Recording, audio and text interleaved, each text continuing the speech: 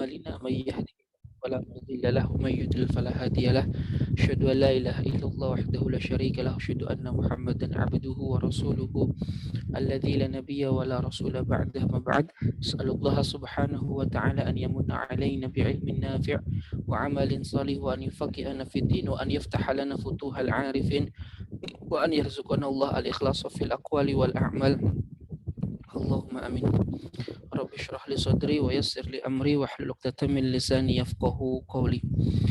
Alhamdulillah rabbil alamin, segala puji hanya bagi Allah Subhanahu wa taala. Shalawat serta salam semoga senantiasa terlimpah curah kepada baginda Nabi Muhammad sallallahu alaihi wasallam, pada keluarganya, pada sahabatnya, dan semoga kita semua termasuk ke dalam golongan umat beliau yang mendapatkan kelak syafaatnya di yaumul qiyamah. Amin ya Allah ya rabbal alamin. Insyaallah pada kesempatan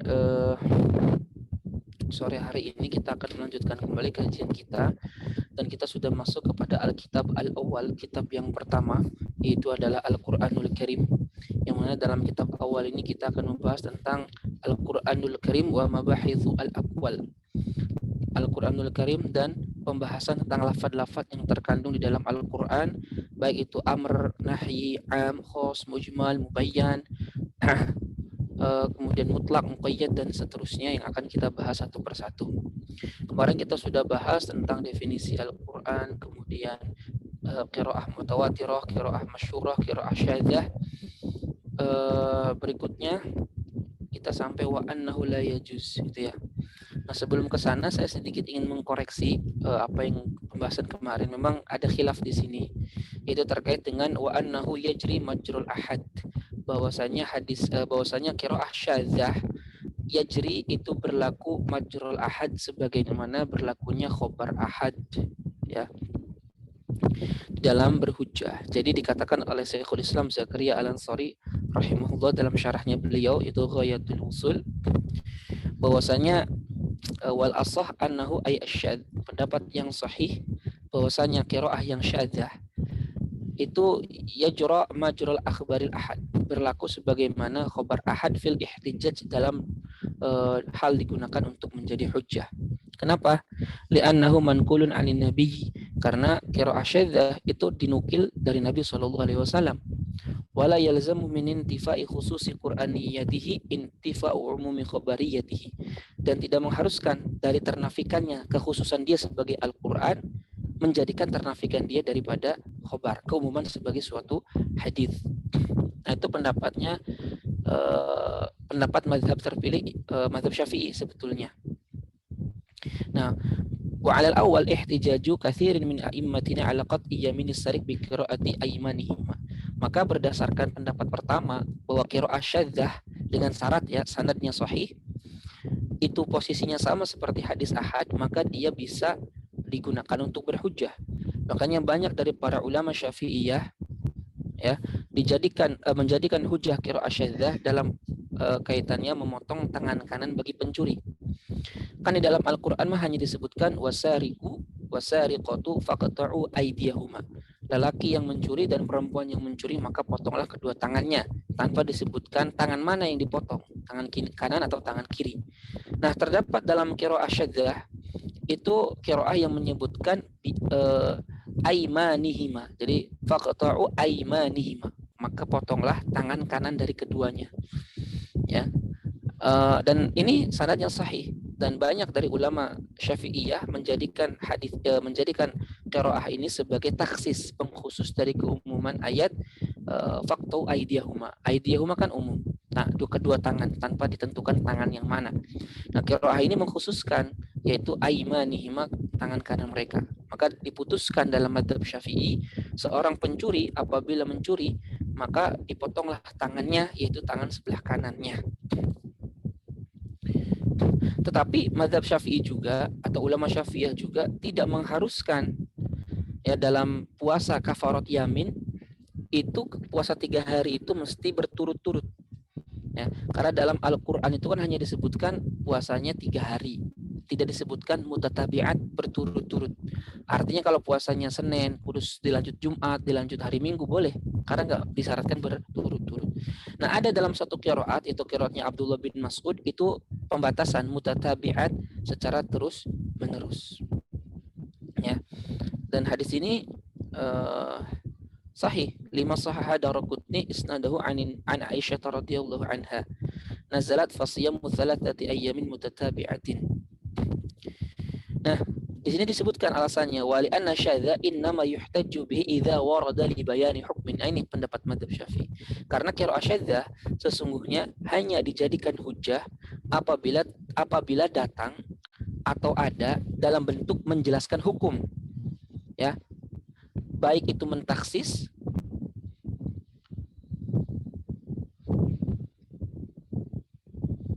sebentar. Ada yang nelpon.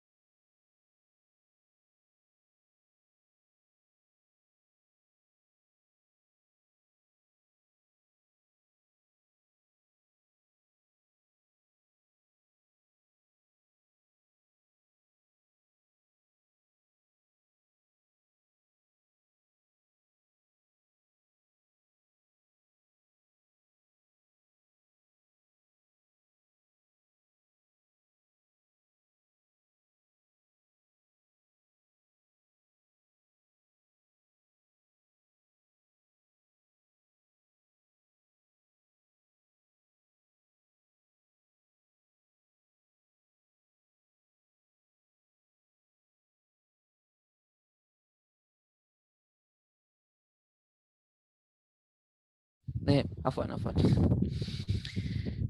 Nah, jadi qiraah syadzah itu bisa dijadikan hujjah apabila dia sebagai penjelas atas suatu hukum, baik itu mentaksis atau mentakkid. Bi khilafi ma idza warada li ibtida'i hukmin la yuhtaju bihi kama fi mutatabi'at. Berbeda apabila qiraah syadzah itu terdapat untuk memulai hukum baru atau untuk menetapkan suatu hukum baru, maka itu tidak bisa dijadikan hujjah.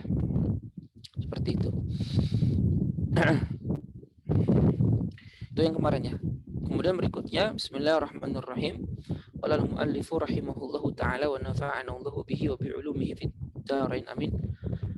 Wa annahu, dan bahwasanya la yajuzu, tidak boleh, wurudu, terdapat ma, ya, terdapat ma lafaz la ma'nan, yang tidak memiliki makna lahu, terhadap lafaz tersebut, fil kitab was sunnah, di dalam Al-Qur'an dan sunnah.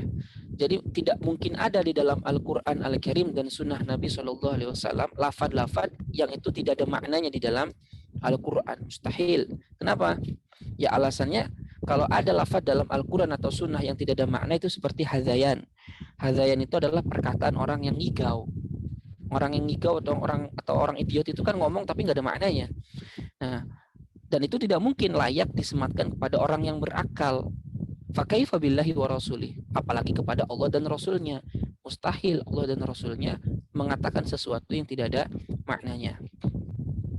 Nah, ini berbeda dengan kalangan Hasyawiyah. Nah, Hasyawiyah ini adalah satu kelompok yang mengatakan bahwasanya dalam Al-Quran itu ada lafaz-lafaz yang tidak memiliki makna, yaitu adalah lafaz-lafaz muqatta'ah seperti alif lam mim toha yasin. Mereka mengatakan lafaz-lafaz itu tidak memiliki makna. Dan dia mengatakan itu adalah hashbun. Hashbun itu sesuatu yang sia-sia. Nah, sesuatu yang sia-sia. Mereka itu adalah satu kelompok yang muncul di halaqahnya atau pengajiannya Imam Hasan Al-Basri. Nah, ketika mereka mengatakan seperti itu, kata Imam Hasan Al-Basri, ya, khudhu haula'i, ambilnya orang-orang ini, wajadnibuhum, jauhi mereka, fi hasyal halaqah, keluarkan mereka dari hasyal halaqah, dari barisan halaqah. Maka mereka disebut hasyawiyah. Ya, hasyawiyah. Kenapa? Karena mereka mengatakan dalam Al-Quran ada lafaz yang tidak bermakna. Nah, adapun yang menjadi klaim mereka bahwa lafaz-lafaz muqatta'ah seperti alif lam mim toha dan seterusnya itu adalah lafaz yang tidak memiliki makna, itu dijawab oleh para ulama. Di antaranya bahwa bahwa huruf muqatta'ah itu punya makna. Maknanya adalah asma, nama bagi surat. Contohnya alif lam mim, berarti surat alif lam mim. Yasin, surat Yasin. Nun, surat Nun. Artinya huruf muqatta'ah ini itu memiliki makna berupa itu adalah nama bagi surat tersebut. Ya. Dan juga itu sebagai tantangan dari Allah kepada orang Arab untuk mendatangkan yang semisal. Ya, untuk mendatangkan yang semisal. Jadi dia punya makna. Maknanya adalah diantaranya tadi itu adalah nama bagi surat atau itu adalah sebagai tantangan Allah kepada orang Arab untuk mendatangkan yang semisal. Ini kan huruf-huruf kalian alif lam mim, datangkan coba yang semisal. Mereka tidak bisa. Ya. Nah, kemudian kalaupun ada dalam Al-Qur'an ya huruf-huruf zaid kayak huruf-huruf tambahan kayak laisa kamitslihi syai'un, kafnya kan namanya kaf harfu jarin zaid, huruf jar tambahan. Nah, apakah ini berarti dalam Al-Qur'an ada tambahan? Jawabannya tidak. Fungsinya huruf jar zaid itu adalah litaukid, untuk penegas. Jadi dia tetap punya makna. Jadi tidak ada satupun dalam Al-Qur'an, satu huruf pun dalam Al-Qur'an yang itu tidak memiliki makna. Ya. Kemudian juga disebutkan wala ma yu'na bihi ghairu dhahirihi illa bidalil. Wala dan tidak terdapat dalam Al-Qur'an ataupun sunnah. Jadi pendapat yang sahih bahwasanya tidak boleh terdapat di dalam Al-Qur'an dan sunnah ma yu'na, sesuatu atau lafaz yang diinginkan bihi dengan lafaz tersebut ghairu dhahirihi, selain dari makna zahirnya, illa bidalilin, kecuali ada dalil. Jadi nggak mungkin dalam Al-Quran atau Sunnah ada lafaz, tetapi yang diinginkan oleh lafaz itu adalah makna lain daripada makna zahir lafaz itu tanpa dalil. Itu nggak mungkin.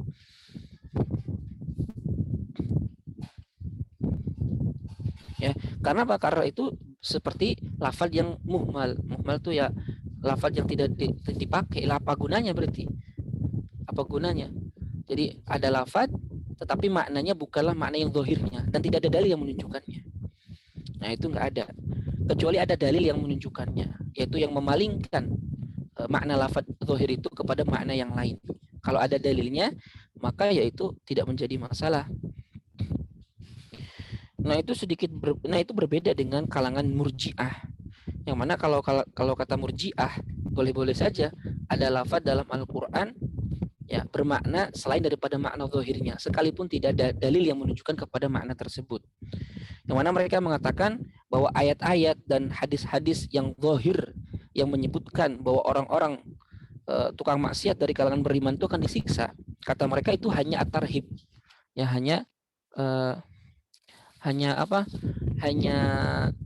ancaman saja, tidak bermakna mereka akan disiksa betulan. Ya, ini berdasarkan keyakinan mereka kalangan Murji'ah bahwa kemaksiatan itu sama sekali tidak berpengaruh terhadap keimanan. Ya, sebagaimana kekafiran kata mereka tidak bermanfaat sekalipun terhadap ketaatan. Kan Murji'ah kan itu irja. Irja itu artinya mengakhirkan keputusan mereka. Jadi mereka tidak akan disiksa. Selama mereka beriman, berbuat maksiat sehebat apapun, itu tidak masalah. Itu tidak berpengaruh sedikit pun terhadap keimanan mereka. Nah, itu nggak boleh. Kecuali ada dalil ya. Kalau ada dalil, berarti kan itu nanti memalingkan makna dari asalnya. Seperti was'alil qaryata, dan tanyalah desa. Dan tanyalah ya desa. Itu bisa aja kita memalingkan makna dari mana asalnya, bahwa yang ditanya itu bukan desa, tapi penduduknya. Was'ali ahlal qaryah, tanyalah penduduk desa. Karena yang bisa ditanya itu bukan desa, bukan bangunan-bangunannya. Mereka nggak bisa berbicara. Yang ditanya itu adalah orangnya, penduduknya. Nah, ini kita memalingkan makna qaryah daripada makna asalnya, yaitu dengan dibuang adanya kata ahlun. Ya, kenapa begitu ya? Ada dalilnya. Apa dalilnya? Akli. Dalil akli menunjukkan bahwa desa yang berupa bangunan itu adalah sesuatu yang tidak bisa ditanya. Ya, seperti itu. Berikutnya wa annahu, dan bahwasanya la yabqa, tidak tersisa mujmalun, lafaz mujmal. Jadi mujmal itu lafaz yang memiliki dua makna atau lebih dengan kandungan makna yang setara, tidak ada yang lebih kuat antara keduanya. Itu mujmal. Seperti lafaz qor'un dalam Al-Quran. Qor'un itu bermakna haid, juga bisa bermakna tohir, suci. Jadi qor'un itu bermakna suci plus haid, dan tidak ada dari keduanya yang lebih kuat antara keduanya. Jadi ketika disebutkan korun secara langsung bermakna haid dan tohrun secara sama kekuatannya. Nah, itu mujmal. Jadi sesuatu yang masih global, sesuatu yang masih belum jelas penunjukan yang diinginkan itu apa. Itu mujmal. Nah, la yabqa mujmalun, tidak tersisa mujmal, lafaz mujmal, kullifa yang dibebankan bil amali bihi untuk mengamalkannya, ghairu mubayyanin tanpa dijelaskan. Jadi semuanya pasti sudah dijelaskan di dalam Al-Quran ataupun Sunnah. Jadi tidak mungkin dalam Al-Quran ataupun Sunnah ada lafaz-lafaz yang masih mujmal yang belum dijelaskan oleh Allah dan Rasulnya. Kenapa ya? Kalau ada lafaz mujmal baik dalam Al-Quran ataupun Sunnah tanpa diberikan penjelasan, berarti itu masuk ke dalam at-taklif ghairu mutlaq, pemberian beban hukum kepada hambanya yang tidak dikuasai oleh hambanya atau yang tidak mampu dilakukan, dan itu mustahil. Kalau kita udah bahas bahwasanya boleh saja ada taklif terhadap sesuatu yang tidak mungkin dilaksanakan oleh manusia, tapi secara akal doang, secara syar'inya nggak ada kenyataannya, nggak ada kenyataannya. Jadi sama dengan yang nggak ada at-taklif bi ghairil mutlaq, pemberian beban hukum di luar batas kemampuan manusia, itu nggak ada. Nah, kalau ada lafaz mujmal yang wajib diamalkan tapi nggak dijelaskan oleh syariat, itu nggak ada, karena sama dengan itu memberikan beban hukum kepada hamba tanpa di luar kemampuan hamba. Nah, wa anna al-adillata an-naqliyata, bahwasanya dalil-dalil nakli baik dari Al-Quran maupun Sunnah, qad terkadang tufidul yakin, berfaedah yakin, bin dimami ghairiha, dengan digabungkannya satu dengan yang lainnya. Ya, digabungkan satu dengan yang lainnya. Contohnya seperti dalilnya mutawatir, ya, atau kemudian dalilnya mutawatir atau dalil akhirnya adalah musyahadah, penyaksian.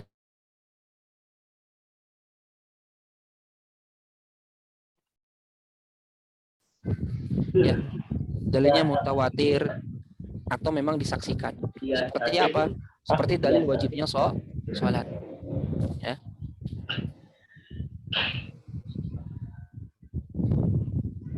Seperti dalil wajibnya sholat, maka para sahabat mengetahui makna-makna sholat yang dimaksudkan dengan berbagai kaidah yang disaksikan oleh para sahabat. Dan sholat itu kan sesuatu yang disaksikan oleh para sahabat turun-temurun sampai kepada kita, yang itu menunjukkan secara keyakinan bahwa sholat itu adalah sesuatu yang ditetapkan oleh Allah dan Rasulnya. Nah, itu tentang Al-Quran Al-Karim. Sampai sini ada yang ditanyakan dulu?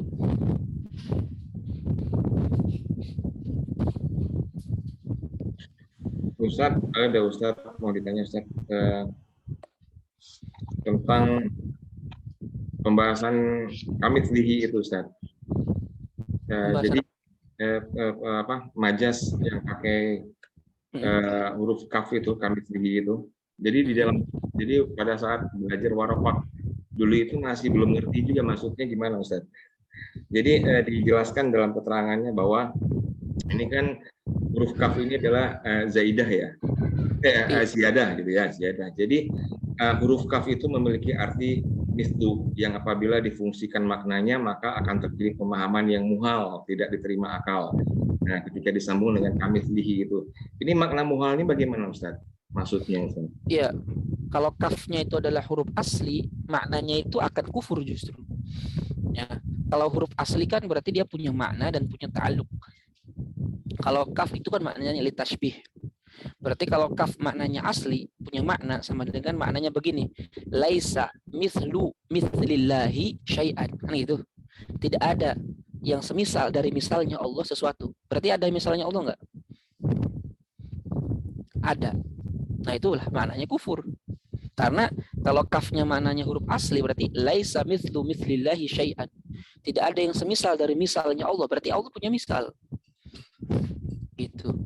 Tapi kalau kafnya huruf zaidah berarti kan sama dengan laisa mithlullahi syai'an, tidak ada laisa kamitslihi, ya. Tidak ada yang semisal Allah itu sesuatu apapun. Ya, tidak ada yang semisal Allah. Tidak ada yang menyerupai Allah Subhanahu wa taala. Tapi kalau tidak ada yang serupa dari keserupaan Allah, nah itu mithlu mithli itu bermakna berarti ada mithli dari Allah Subhanahu wa taala. Itu maksudnya muhal.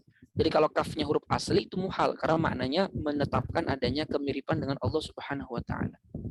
Seperti itu, Allahu a'lam. Oh, jadi kalau difungsikan itu maknanya kebalikan dari yang dikehendaki, Ustaz ya. Kurang. Iya. Ada lagi yang ditanyakan?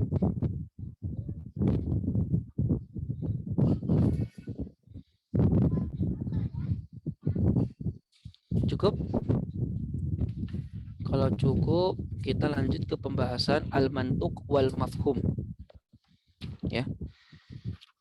Ini pembahasannya cukup lumayan menguji akal. Nah, menarik ini. Bismillahirrahmanirrahim. Al-mantuq wal mafhum. Mantuk kalau dalam bahasa Indonesia itu yang tersurat ya, yang tersirat sih, tersurat. Kalau yang nampak sesuai dengan lafadznya itu kan yang tersurat. Kalau mafhum itu yang tersirat, yang tertutupi. Nah, apa itu mantuk? Al-mantuku adalah adalah makna dalla yang menunjukkan alaihi atas makna tersebut al-lafzu oleh sebuah lafad fi mahalli nutki di tempat ucapan. Fi mahalli nutki di tempat ucapan. Jadi yang namanya mantuk itu adalah makna yang ditunjukkan lafad sesuai dengan apa yang diucapkan. Paham? Jadi makna yang dikandung itu sesuai dengan apa yang diucapkan saja. Itulah makna yang tersurat. Contoh kalau ja'a Zaidun, berarti maknanya apa? Ya Zaid datang. Dari mana kita paham Zaid datang? Dari lafadznya ja'a Zaidun. Nah, itu namanya mantuk. Paham? Jadi makna yang terkandung oleh lafadz sesuai dengan tempat ucapannya. Ya. Contohnya seperti ja'a Zaidun, Zaid datang. Maka itu maknanya ya Zaid datang sesuai dengan apa yang tertera. Nah, itu namanya mantuk. Paham ya? Itu namanya mantuk. Jadi kita paham Zaid datang dari mana? Dari lafadznya sendiri, bukan dari selain lafadz. Maka itu namanya mantuk. Wasariku wasariqatu faqtu aydiyahuma. Laki-laki yang mencuri dan perempuan yang mencuri maka potonglah kedua tangannya. Dari mana kita tahu bahwa laki-laki dan perempuan yang mencuri potong kedua tangan? Dari lafadz yang dikandung oleh Al-Qur'an itu. Oleh lafadznya sendiri. Ya. Wa huwa dan mantuk itu ya.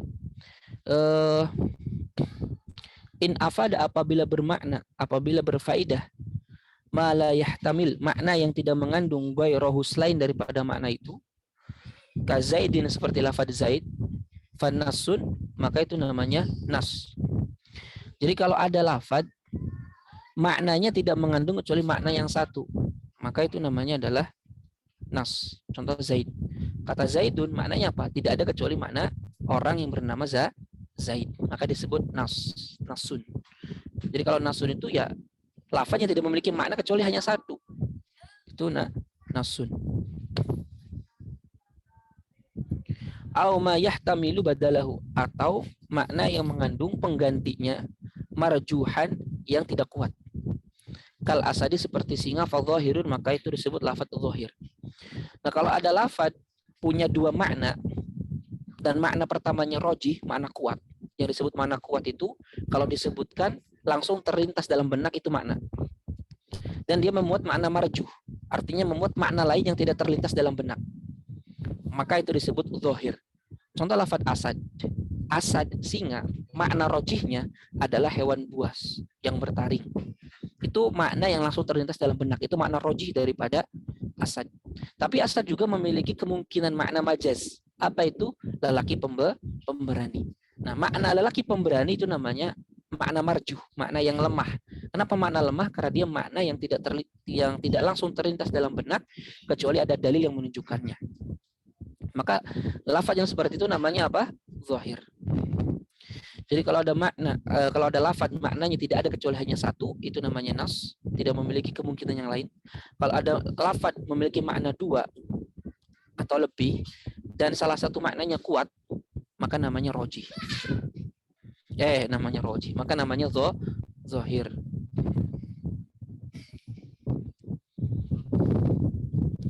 Paham tuh?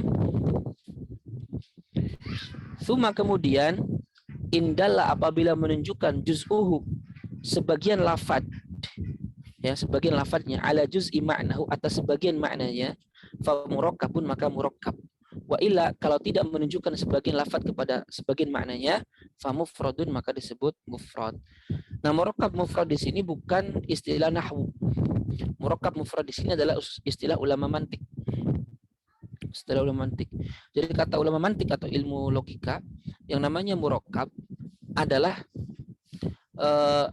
lafadz yang sebagiannya menunjukkan kepada makna dari sebagian yang lain. Contoh begini, Gulamu Zaidin. Gulamu Zaidin. Kalau kita pisahkan gulam dan Zaid, itu masing-masing punya makna. Yang mana gulam itu menunjukkan sebagian daripada makna Zaid, dan Zaid menunjukkan sebagian daripada makna, gulam menunjukkan sebagian daripada makna gulamu Zaidin, Zaid menunjukkan sebagian makna dari kalimat gulamu Zaidin. Paham? Kalau gulamu Zaidin, kata gulam itu kan menunjukkan makna sebagian daripada makna gulamu Zaidin. Begitu juga Zaid. Maka itu namanya murakkab. Paham ya? Kalau sebagiannya tidak menunjukkan kepada makna sebagian yang lain, ya,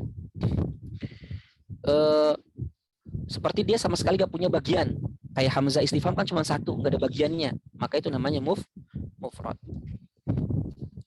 Atau dia punya bagian, tetapi bagian itu tidak menunjukkan sebagian makna dari lafadznya, dari kalimatnya. Contoh kata Zaidun. Kata Zaidun kalau kita pecahkan za, ya, dal. Apakah huruf zai, sebagian huruf zai dari Zaidun itu menunjukkan makna Zaidun? Jawabannya tidak. Maka itu namanya mufrad. Apakah dal dalam kata Zaidun menunjukkan sebagian dari makna Zaidun? Jawabannya tidak. Maka itu namanya mufrad.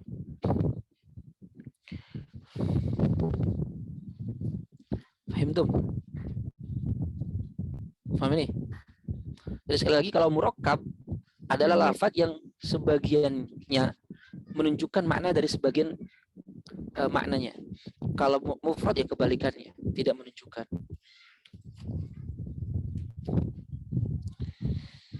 Paham tuh? Sini. Berikutnya wadalalatuhu dan penunjukan lafadz al-wad'iyah yang bersifat wado'. Wado' itu berarti diletakkan oleh orang Arabnya langsung. Karena nanti dalam ilmu mantik logika dalalah penunjukan itu dibagi, ada dalalatul wad'iyah, ada dalalatu at-tabi'iyah, ada dalalatu apa lagi itu? Lupa, syakliyah kalau tidak salah. Kalau dalalah tabi'iyah itu secara ketabiat, syakliyah itu secara bentuk. Nah, yang menjadi concern kita adalah dalalah wad'iyah, yaitu adalah penunjukan yang dikandung oleh suatu lafaz. Ya. Karena kan orang Arab adalah wadi, orang Arab yang meletakkan makna kepada suatu lafaz. Nah, peletakan makna itu dalam suatu lafaz namanya wada'. Ya, seperti itu. Beda dengan penunjukan yang lain. Kalau kita contoh masuk ke kamar, dulu kita nyimpan HP di sini, madepnya ke depan. Pas kita keluar terus masuk lagi, HP kita madep udah beda. Berarti secara penunjukan dari HP ini ada yang merubah. Nah, itu namanya dalalah juga, tapi bukan wad'iyah. Ya. Wadalalatuhu dan penunjukan al-lafzi dan penunjukan lafad al-wad'iyatu yang wada' diletakkan oleh orang Arab. Ala ma'nahu sesuai dengan maknanya, mutabaqatun maka disebut dengan dalalah mutabaqah. Disebut dengan apa? Dalalah mutabaqah. Jadi mutabaqah itu penunjukan lafad yang mana lafad ini menunjukkan kepada maknanya secara sempurna. Itu namanya mutabaqah. Contoh kata baitun, rumah. Baitun, lafad baitun ketika menunjukkan makna keseluruhan dari semua rumah itu namanya mutabaqah. Jadi kalau lafad menunjukkan kepada maknanya secara keseluruhan namanya mutabaqah. Wa ala juz'ihi dan jika menunjukkan atas sebagian lafad, ya, wa ala juz'ihi, jadi menunjukkan kepada sebagian maknanya, sebagian makna lafaz tadammun, maka itu adalah dalalah tadamuniyah. Jadi kalau ada lafaz ya menunjukkan kepada sebagian maknanya saja, ya itu namanya dalalah tadammun. Contohnya apa? Jidarun, tembok. Tembok itu adalah bagian daripada makna lafaz baitun. Karena tembok bagian dari rumah. maka tembok itu namanya dalalah tadammuniyah. Paham tuh? Atau contoh yang konkretnya sholat nih. Sholat itu apa sih? Oh, sholat itu aqwalun wa af'alun muftahtahatun bitakbir muhtatamatun bitaslim ma'a syara'id biniyatin maksusatin. Nah, sholat dengan makna ini namanya apa? Dalalah mutabaqah. Karena lafalnya menunjukkan keseluruhan maknanya. Tapi ruku, sujud itu namanya dalalah tadamun. Iya, karena ruku dan sujud adalah bagian daripada sholat. Nah, itu namanya dalalah tadamun niyah. Walazimihi, dan penunjukan lafad dan penunjukan lafad atas kelaziman, ya, atas kelaziman maknanya adzihni yang bersifat di dalam benak. Iltizamun disebut dalalah iltizamiyah.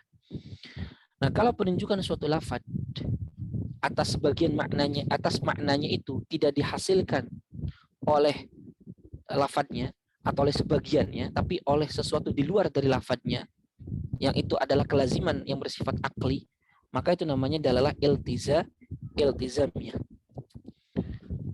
Contohnya, kalau kita mengatakan baitun, rumah, secara kelaziman itu akan menunjukkan kepada adanya orang, tukang yang membuat rumah.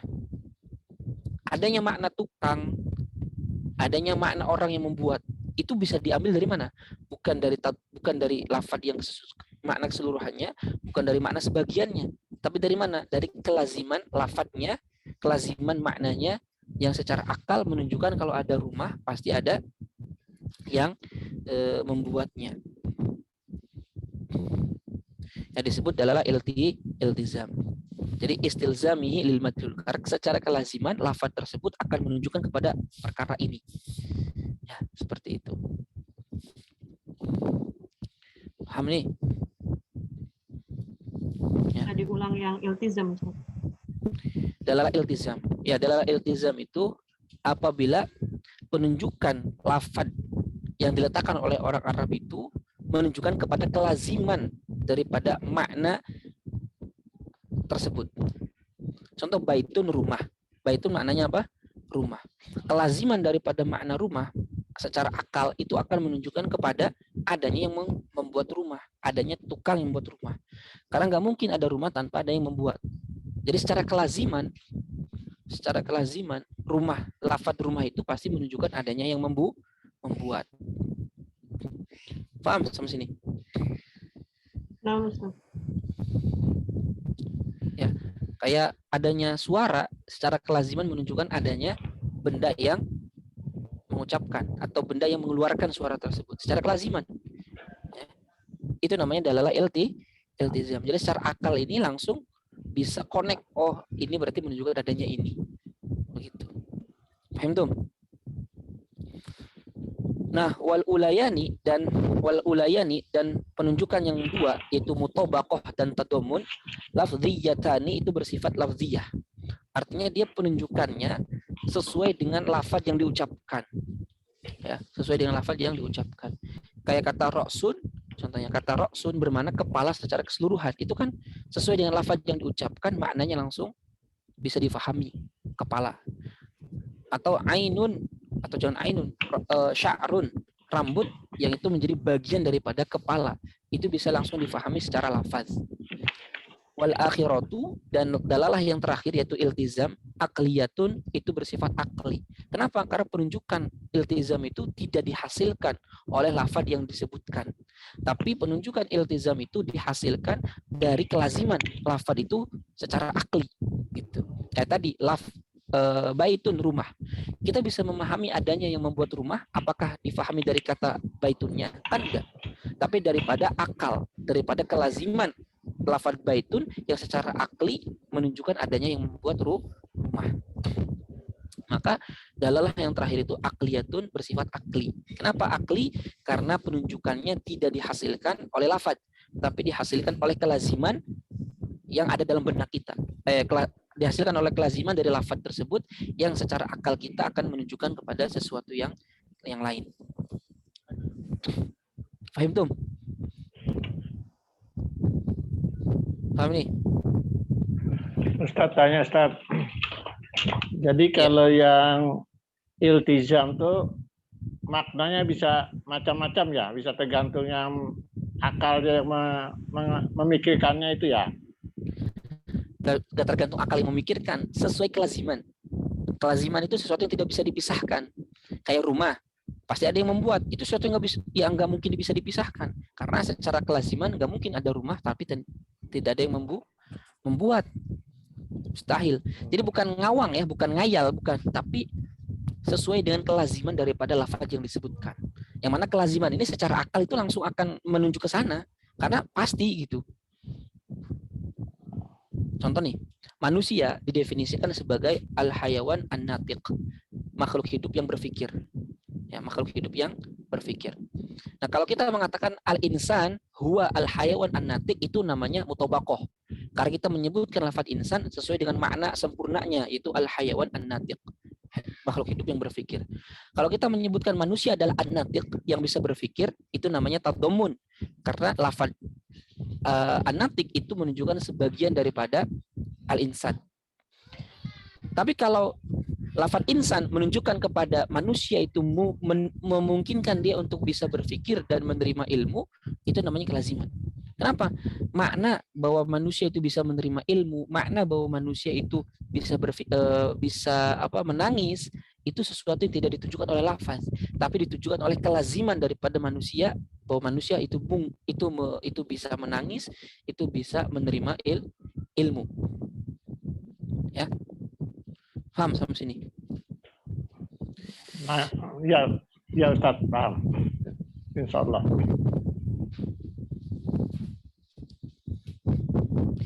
Nah, kemudian dalalah iltizam ini dibagi menjadi 3. Ada dalalah iqtidha, ada dalalah al-isyarah, ada dalalah at-tanbih wal ima. Jadi dalalah iltizam itu dibagi 3. Nah, yang pertama ini. Tsumma hiya, kemudian dia yaitu akliyah. Ya, dalalah iltizam. Tsumma hiya, kemudian hiya ini kembali ke akliyah. Maksudnya dalalah iltizam. Kemudian dalalah iltizam itu in tawaqqafa, apabila bergantung sidqul mantuq, kebenaran, kejujuran yang diucapkan, au sihhatuhu, atau kesahan yang diucapkan, ala idmarin, atas adanya penyembunyian suatu kata, fadalalatu iqtidoin, maka itu namanya dalalah iqtido. Jadi kalau ada suatu kalimat yang itu mesti adanya kata yang ditakdirkan di situ. Kalau tidak ditakdirkan, itu akan menyebabkan kalimatnya atau yang mengucapkannya itu dusta, atau yang mengucapkannya itu tidak sesuai dengan syariat, atau kalimat yang diucapkannya itu akan bertentangan dengan adat. Ya, maka itu disebut dalalah iqtido. Contoh begini. La sholata liman lam yaqra bi Fatihatil kitab. Tidak ada salat bagi orang yang tidak membaca Al-Fatihah. La sholata, Nabi menafikan salat. La sholata, tidak ada salat. Pertanyaannya, salatnya ada enggak? Terjadi enggak? Faktanya ada enggak? Jawabannya ada. Salat itu ada kan? Tapi kenapa Nabi menafikan salat? Nah, ini pasti ada kata yang dibuang. Kalau tidak ditakdirkan suatu kata, itu menyebabkan Nabi itu kita anggap dusta. Kenapa? Karena Nabi mengatakan tidak ada salat. Padahal salatnya ada. Paham? Maka di situ para ulama mengatakan ada kata yang dibuang. Jumhur mengatakan takdirnya la sihhata salatin liman lam yaqra bi Fatihatil kitab. Tidak sah salatnya seseorang yang tidak membaca Al-Fatihah. Karena salatnya ada, yang dinafikan bukan salat. Contoh yang lain, rufi'al qalamu an salasatin. Diangkat pena dari 3 orang. Atau bukan itu, atau hadis yang lain yang mana Nabi SAW bersabda, rufi'a an ummati al-khata wa nisyan. Diangkat dari umatku kesalahan dan lupa. Pertanyaannya, kesalahan dan lupa itu ada nggak faktanya sekarang? Ada. Apakah hilang? Tidak ada. Berarti kan ada kata yang dibuang di situ. Kalau tidak ditakdirkan, berarti kan Nabi berdusta. Nah, ketika mengharuskan adanya penakdiran agar menjadikan yang mengucapkannya itu jujur, itulah dalalah iqtido. Di sini pasti yang takdir katanya itu adalah rufi'a an mu'akhadzati ummati. Jadi diangkat dari hukuman atas umatku ya adalah kesalahan dan lupa. Jadi yang diangkat itu bukan lupa dan salahnya, tapi hukuman bagi orang yang lupa dan salah. Jadi rufi'at al-mu'akhazatu an ummati. Nah, itu diangkatnya hukuman dari umatku karena lupa dan salah. Faham tuh? Ini namanya dalalah iqtidha. Mengharuskan adanya pentakdiran suatu kata, karena kalau tidak ditakdirkan akan menyebabkan ketidaksahan secara syar'i, tidak menyebabkan kedustaan, atau kemudian menyebabkan tidak sah, seperti itu. Itu namanya dalalah iqtidha. Wa illa kalau tidak, fa indala jika menunjukkan itu si lafad ala ma lam yuqsad, atas sesuatu yang tidak dimaksudkan, fadalalatu isyaratin, maka disebut dalalah isyarah. Jadi kalau ada suatu kalimat menunjukkan kepada sesuatu lain yang tidak dimaksudkan dari kalimat tersebut tapi tercakup maknanya, maka namanya dalalah isyarah. Contohnya adalah seperti hadis Nabi Shallallahu Alaihi Wasallam.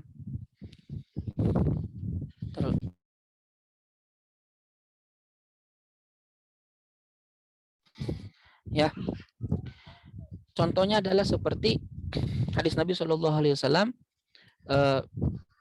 man khala ayadan min taatillah yaumal qiyamah la hujjata lahu. Faman mata walaysa fi unuqihi bai'atun mata mitatan jahiliyah. Barang siapa yang melepaskan ketaatan dari Allah pada hari kiamat, la hujjata lahu, tidak ada hujjah baginya. Waman mata walaysa fi unuqihi bai'ah, dan barang siapa yang mati dan di lehernya tidak ada bai'at, mata mitatan jahiliyah, maka matinya seperti mati jahiliyah. Hadis ini kan berbicara tentang harusnya adanya bai'at di leher kaum muslimin. Itu kan yang sedang dibicarakan. Tapi kalimat itu mencakup sesuatu lain yang tidak dimaksudkan, tapi tercakup. Apa itu? Wajibnya ada khalifah. Yang sedang dibicarakan wajibnya ada apa? Ada baiat di leher kaum muslimin. Tetapi makna ini mencakup kepada makna lain yang tidak dimaksudkan. Apa itu? Wajibnya ada khalifah. Kenapa? Ya tidak adanya khalifah sama dengan menghilangkan adanya baiat. Karena baiat hanya ditunjukkan kepada khalifah. Berarti kalau Nabi mewajibkan adanya baiat di leher kaum muslimin, berarti Nabi mewajibkan adanya khalifah. Karena tanpa adanya khalifah, ya baiat itu tidak ada. Nah, itu namanya dalalah isyarah. Atau juga dalam firman Allah Ta'ala, uhilla lakum lailatas siyami arrafathu ila nisaikum. Dihalalkan bagi kalian pada malam hari puasa arrafath, untuk berjima ila nisaikum, kepada istri kalian. Nah, ayat ini kan sedang berbicara bahwasanya halal, ya, bahwasanya halal pada malam hari puasa untuk berjima dengan istri-istri kalian. Itu kan yang sedang dibicarakan. Cuman di sana ada makna yang tercakup daripada kalimat ini yang tidak dimaksudkan. Apa itu? Kalau seseorang, ya, bangun di pagi hari dalam keadaan junub, maka dia puasanya sah. Kenapa puasanya sah? Ya karena kalau Allah menghalalkan jima pada malam hari, dan malam hari itu mencakup sampai sebelum waktu subuh, bisa jadi orang 10 menit sebelum waktu subuh dia berjima. Ya berjima, setelah berjima kemudian dia tidak sempat untuk mandi junub, sampai kemudian 1 menit sebelum dia selesai jima, 1 menit setelah dia selesai jima langsung azan. Itu kan waktu yang tidak memungkinkan bagi dia untuk untuk mandi junub. Maka itu secara dalalah isyarah menunjukkan orang yang bangun di pagi hari dalam keadaan junub pada bulan Ramadan, puasanya adalah sah. Ya, puasanya adalah apa? Adalah sah. Ya, puasanya adalah sah. Paham nggak nih? Itu namanya dalalah isyarah. Nah, wa illa kalau tidak, fadalalatu imain, maka disebut dalalah ima, atau disebut dalalah tanbih wal ima. Dalalah tanbih wal ima itu adalah nanti akan dibahas dalam bab qiyas. Ya, di sini disebutkan nanti akan dibahas dalam bab qiyas. Jadi dalalah tanbih wal ima itu adalah penunjukan suatu lafaz yang dia itu memiliki sebab akibat. Gitu. yang dia memiliki suatu lafaz yang memberikan pemahaman akan alasan daripada terjadinya sesuatu yang sebelumnya gitu. Ya. Contohnya itu kalau dalam kitab Taisirul Usul ilal Usul itu kita lihat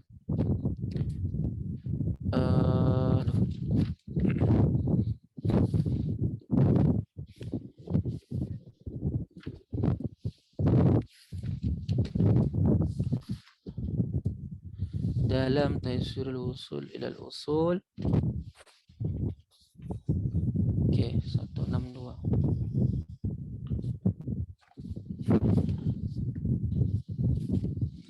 Ya, contohnya adalah seperti wa'iddu lahum mastata'tu min quwwatin wa min ribatil khayli turhibuna bihi aduwallahi wa aduwakum. Dan persiapkanlah, kata Allah, bagi mereka apa-apa yang kalian mampu dari kekuatan dan tali kekang kuda yang bisa turhibuna, yang bisa menggentarkan musuh Allah dan musuh-musuh kalian. Ya. Dalam ayat ini kan ditunjukkan bahwasanya menggentarkan musuh-musuh Allah adalah alasan daripada kita menyiapkan kekuatan. Jadi Allah memerintahkan kita untuk menyiapkan kekuatan menghadapi orang kafir. Apa sih tujuannya?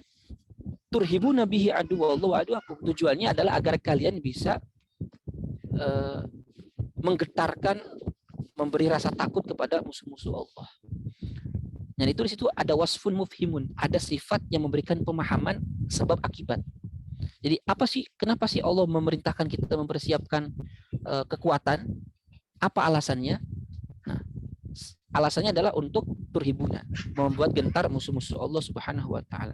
Maka di dalam ayat ini memberikan isyarat tumi'u.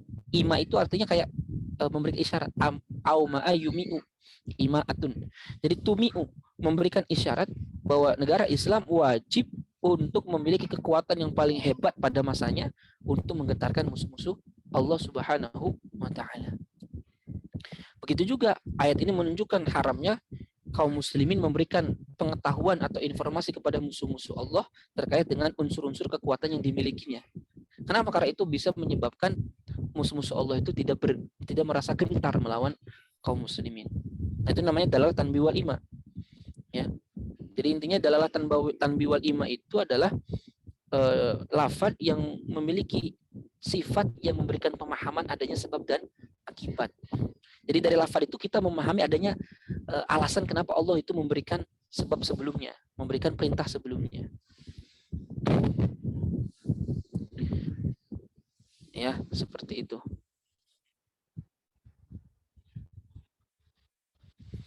Baik, itu namanya dalalah tanbi wal ima. Baik, sampai sini ada yang ditanyakan dulu tentang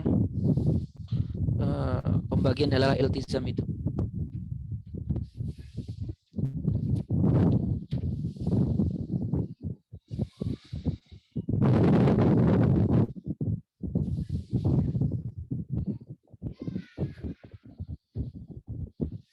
Baik, ada yang tanyakan? Silakan.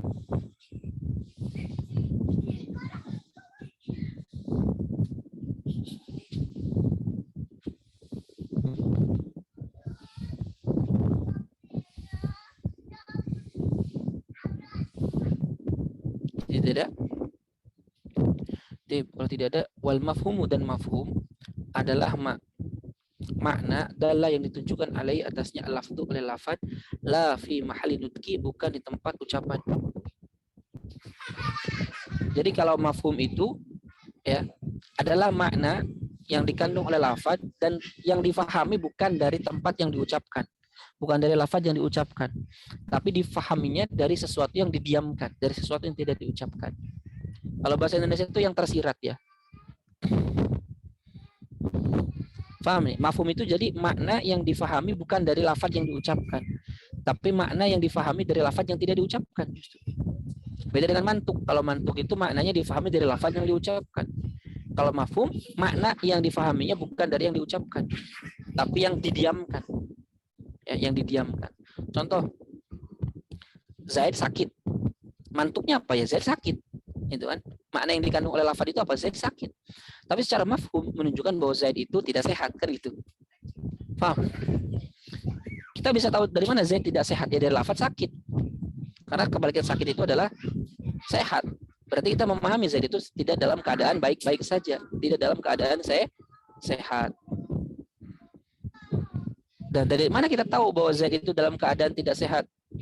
Ya dari apa? Dari lafaz yang dari lafaz yang ditunjukkan tersebut. Ya. Paham nih?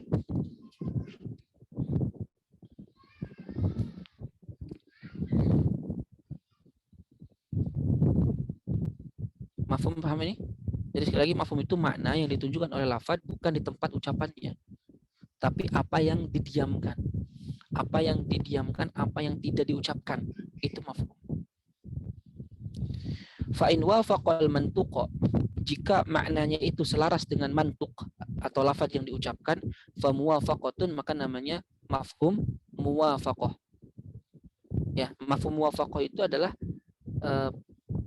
makna yang kita fahami daripada lafaz yang tidak diucapkan yang selaras dengan lafaz yang diucapkan. Paham nih? Contohnya begini. Allah Subhanahu wa taala mengatakan fala taqul lahuma uffin. Janganlah kamu katakan kepada kedua orang tuamu uffin, kata ah. Kata ah itu mantuknya yang diucapkannya. Mafhumnya apa? Mafhum muwafaqahnya. Kalau lagi mengatakan ah saja tidak boleh, apalagi memukulnya, apalagi membunuhnya, maka itu lebih haram ketimbang berkata ah. Nah, itu namanya mafhum muwafaqah. Jadi makna yang dikandung oleh makna yang difahaminya itu lebih utama dari apa yang diucapkan. Yang diucapkan itu kan berkata ah doang. Tapi pemahaman yang bisa difahami dari lafaz ah itu apa? Memukul, membunuh. Dan memukul dan membunuh lebih utama maknanya ketimbang berkata ah. Itu namanya mafhum muwafaqah. Paham nih? Kayak gini aja. Kalau lagi jadi teman setia aja nggak boleh, apalagi dijadikan sebagai kekasih, contohnya.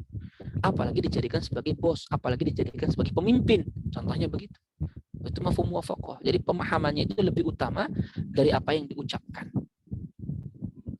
Ya, walau musawiyan, walaupun pemahaman yang ada itu setara hukumnya atau setara kekuatannya dengan yang disebutkan fil ashah menurut pendapat yang sahih.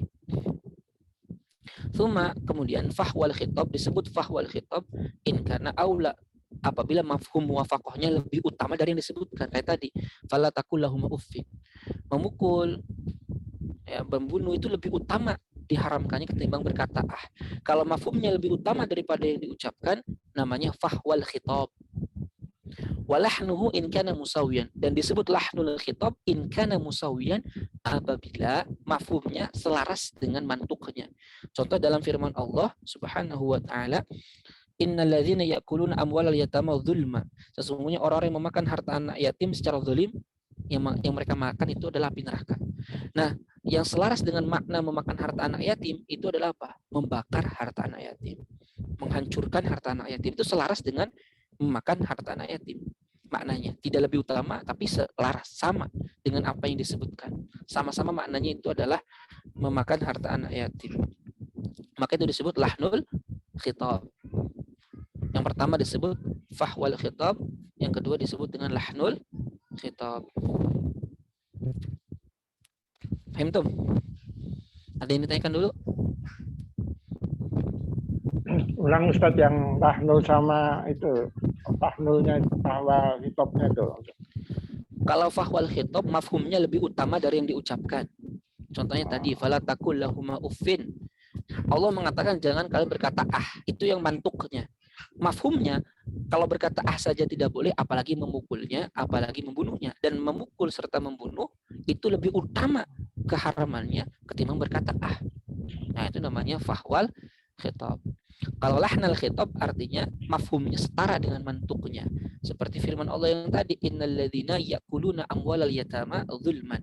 Sesungguhnya orang-orang yang memakan harta anak yatim secara zalim. Artinya secara zalim itu tidak sesuai syariat. Maka dia seperti memakan api neraka dalam perutnya. Nah, itu kan mantuknya. Memakan harta anak yatim secara zalim itu menggunakan harta anak yatim tidak sesuai dengan syariat. Nah, maka yang mafhumnya yang setara dengannya itu adalah apa? Membakar harta anak yatim, menghancurkan harta anak yatim, itu sama. Dan itu kekuatannya sama seperti menggunakannya tidak dengan syar'i. Maka itu namanya lahnul khitab. Gitu. Jadi kalau kita belajar usul fikih tidak terpaku kepada apa yang ada di dalam Al-Qur'an. Begitu.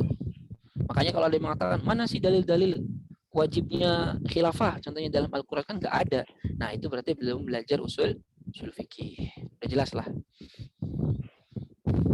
Jadi dalam usul fikih itu, jadi dalam usul fikih itu nggak melulu lafadznya ada, harus ada, nggak melulu. Dari lafadz itu bisa beragam pemahaman yang diambil gitu. Luar biasa. Paham Tom? Jam berapa sekarang? Ya. Fadalalatu maka dalalah mafhumiyatun itu bersifat mafhum alal ashah menurut pendapat yang sahih. Nah, ini terjadi khilaf di kalangan para ulama. Dalalah itu ya dalalatul muwafaqah atau mafhum muwafaqah itu apakah termasuknya mafhum ya ataukah qiyas ataukah lafdziyah. Nah, pendapat yang sahih ya, pendapat yang sahih dalalatul muwafaqah itu termasuk mafhum. Termasuk mafhum. Kan tadi mantuk mafhum. Nah, yang namanya muwafaqah itu termasuk mafhum. Di sana ada ulama yang berpendapat muwafaqah itu bukan mafhum, ia masuknya kepada qiyas. Namanya qiyas aulawiyah atau qiyas jali. Yaitu dalam ayat tadi fala taqul lahum uffin. Ilat yang menjadikan diharamkan berkata itu apa? Al-idza, menyakiti kedua orang tua.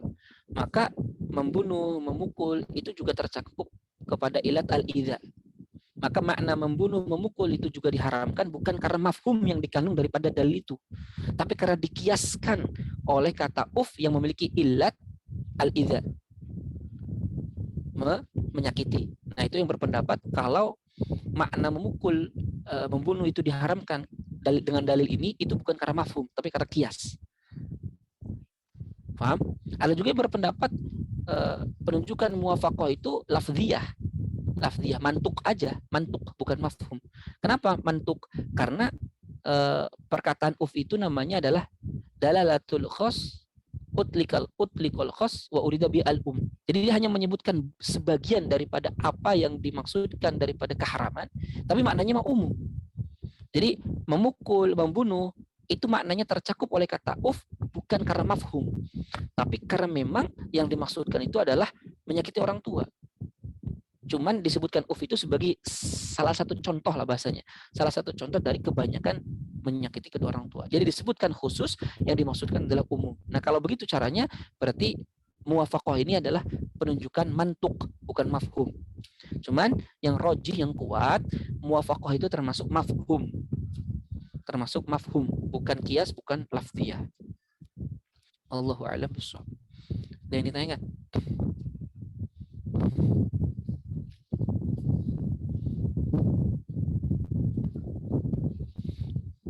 Nanti kalau tidak ditanyakan kita akan lanjut ke mafhum mukhalafah ya nanti. Yang berikutnya wa in khalafahu, jika maknanya menyelisih lafadznya, fa mukhalafatun, maka disebut mukhalafah. Kalau mafhum muwafaqah itu pemahaman yang selaras, yang lebih. Kalau mukhalafah itu pemahaman kebalikan. Pemahaman kebalikan. Contohnya Rasulullah mengatakan la tuqbalu sholatu ahadikum ya idza ahdasa hatta yatawaddaa. Tidaklah diterima salat salah seorang di antara kalian apabila berhadas hatta yatawaddaa, sampai dia berwudu. Sampai dia berwudu. Berarti kebalikan mafhum mukhalafahnya apa? Kalau dia tidak berwudu, salatnya diterima enggak? Enggak. Nah, itulah mafhum mukhalafah. Yaitu apa yang didiamkan menyelisih apa yang disebutkan.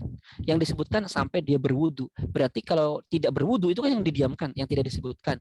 Itu tidak diterima sholatnya. Itulah yang disebut dengan mafhum mukhalafah. Paham tuh?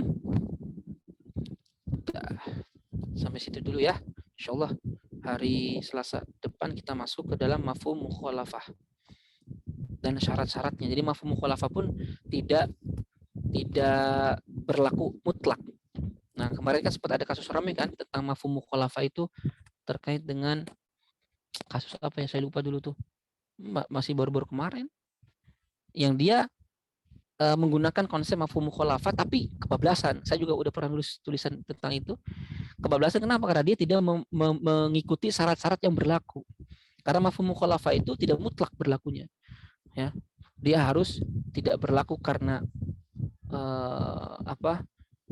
kharaja makhrajal ghalib, bukan karena khauf dan seterusnya.